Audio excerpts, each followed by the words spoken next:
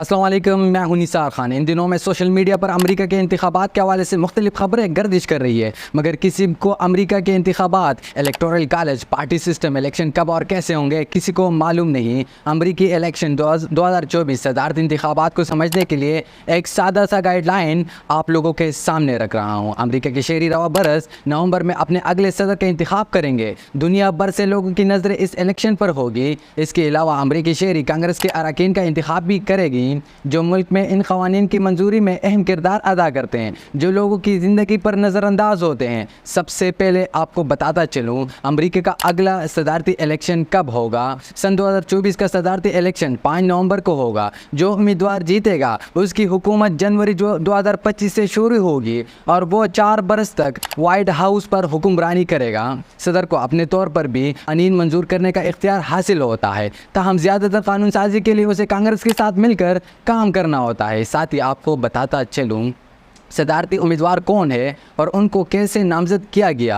दोनों अहम जमातें प्राइमरी और काक्स नामी वोटिंग सीरीज़ के ज़रिए सदारती उम्मीदवार को नामजद करती हैं, जहां पार्टी अरकान इंतखाब करते हैं कि सदारती इलेक्शन में कौन उसकी पार्टी की क़यादत करे। साबिक़ सदर और रिपब्लिकन पार्टी के डोनाल्ड ट्रंप अपनी जमात के दीगर हरीफों पर भारी बरतरी हासिल करते हुए सदारती उम्मीदवार के लिए नामजद हुए। रियासती वस्कन के शहर मिल्वाकी में वो रिपब्लिकन पार्टी के बाज़ाब्ता उम्मीदवार नामजद हुए। डेमोक्रेट्स की जानिब से अमरीका की मौजूदा नायब सदर कमला हैरिस सदर बाइडन की दस्तबरदार होने के बाद इस दौड़ में शामिल हुई और उनकी जमात से कोई भी उनके मुकाबले में खड़ा नहीं हुआ। इसके अलावा कुछ आज़ाद उम्मीदवार भी इस सदारती दौड़ में शामिल हैं। नुमाया शख्सियत रॉबर्ट एफ कैंडी जूनियर थे, जो अमरीका के साबिक सदर जॉन एफ कैंडी के भतीजे हैं, लेकिन अगस्त के आखिर में उन्होंने अपने सदारती मुहिम मुअत्तल करते हुए ट्रंप की हमायत का ऐलान कर दिया था। यहाँ अहम बात यह है कि अमरीका में वोट हासिल करने के लिए या हुक्मरान जमात बनने के लिए या वाइट हाउस में अपना नाम बनाने के लिए,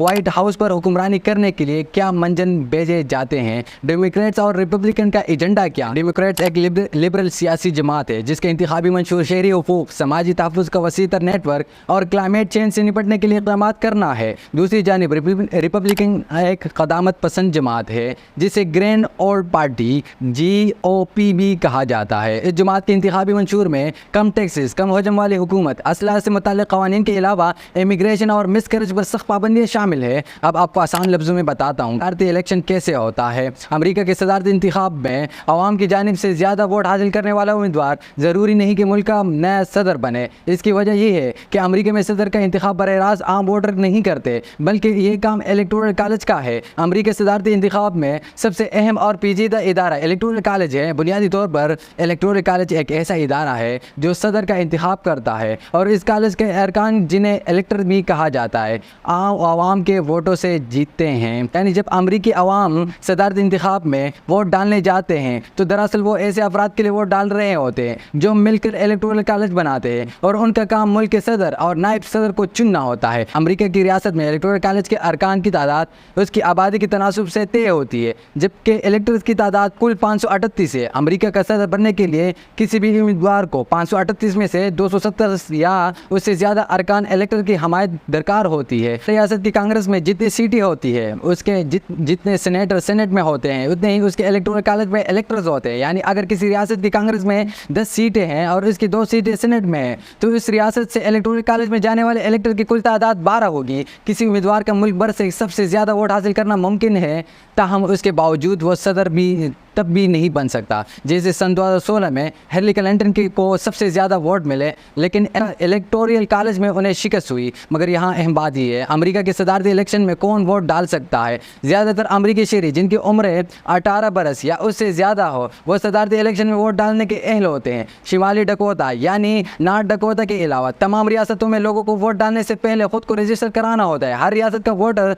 रजिस्ट्रेशन का अपना अमल और डेडलाइन होती है। बैरून मुल्क मुक़ीम अमरीकी शहरी federal post card application FCPA मुकम्मल करके ख़ुद को रजिस्टर करा सकते हैं। नवंबर में सदर के अलावा और किसका इंतखाब होगा, अगर जी तमाम तर निगाहें इस बात पर होगी कि अमरीका का अगला सदर कौन बनता है, हम वोटर्स कांग्रेस अरकान का इंतखाब भी करेगी। कांग्रेस ऐवान नुमाइंदगान पर मुश्तमिल है जिसकी 435 नशिस्तों पर इलेक्शन होते हैं, जबकि सेनेट की 34 नशिस्तों पर भी मुकाबला होता है। फिलहाल ऐवान में रिपब्लिकन की अक्सरियत है। ये ऐवान मुल्क के माली अखराजात से मुतालिक की मंजूरी منظوری دیتا ہے، جبکہ سینٹ میں ڈیموکریٹس کی تعداد زیادہ ہے جو اہم امتی تقرروں کے بارے میں اپنا ووٹ دیتے ہیں۔ یہ دونوں ایوانی قوانین کو منظور کرتے ہیں، اور اگر دونوں ایوانوں میں سے کسی ایک ایوان میں صدر کی جماعت کو اکثریت حاصل ہے تو وہ وائٹ ہاؤس کے منصوبوں کو روک بھی سکتی ہے۔ مگر یہاں اہم بات یہ ہے، ہمیں کب پتہ چلے گا کہ الیکشن کس نے جیتا؟ عام طور پر وکٹری کا اعلان الیکشن کی رات کو کر دیا جاتا ہے، تاہم 2020 میں ووٹوں کی گنتی میں کچھ دن لگ گئے تھے۔